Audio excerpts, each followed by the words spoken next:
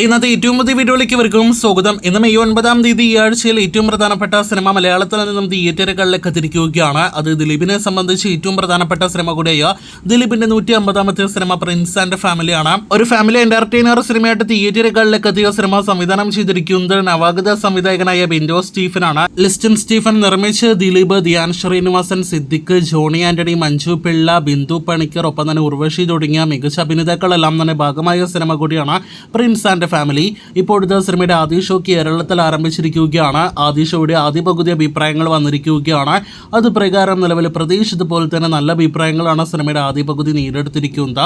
Comedies അവിടെ ഇവിടെയൊക്കെയാണ് വർക്കാവുന്നതെങ്കിൽ പോലും ആകെ മൊത്തത്തിൽ ലാഗില്ലാത്ത, ബോറടിയില്ലാത്ത ആദ്യ പകുതി എന്നാണ് സിനിമയുടെ ആദ്യ പകുതിയെക്കുറിച്ച് വന്നിരിക്കുന്ന പ്രധാനപ്പെട്ട പോസിറ്റീവ്. ദിലീപിന്റെ 150ാമത്തെ സിനിമ എന്ന നിലയിൽ ആ ഒരു ടൈറ്റിൽ കാർഡോട് കൂടിയാണ് ജനപ്രിയ നായകന്റെ ഏറ്റവും പുതിയ സിനിമയുടെ ടൈറ്റിൽ കാർഡ് പ്രസന്റ് ചെയ്തിരിക്കുന്നത്. ആ ടൈറ്റിൽ കാർഡിന് മികച്ച അഭിപ്രായങ്ങൾ വന്നിട്ടുണ്ട്. രണ്ടാം പകുതി ആദ്യ പകുതിയേക്കാൾ മികച്ചതാകാനുള്ള സൂചനകൾ നൽകിക്കൊണ്ടാണ് ആദ്യ പകുതി അവസാനിക്കുന്നത്. രണ്ടാം പകുതി ആദ്യ പകുതിയേക്കാൾ മികച്ചു എന്നാൽ ഉറപ്പായിട്ടും പ്രിൻസ് ആൻഡ് ഫാമിലി ദിലീപിന്റെ ഒരുപാട് നാളുകൾക്ക് ശേഷമുള്ള ക്ലീൻ പോസിറ്റീവ് ലഭ്യമാകുന്ന സിനിമയായിട്ട് മാറും. പവിക്ക് ശേഷം 1 വർഷത്തിന് ശേഷമാണ് ദിലീപിന്റെ പുതിയ സിനിമയായിട്ട് പ്രിൻസ് തിയേറ്ററുകളിലേക്ക് എത്തിയിരിക്കുന്നത്. നല്ല അഭിപ്രായങ്ങൾ നേടിയെടുക്കട്ടെ എന്ന് ആശംസിക്കാം.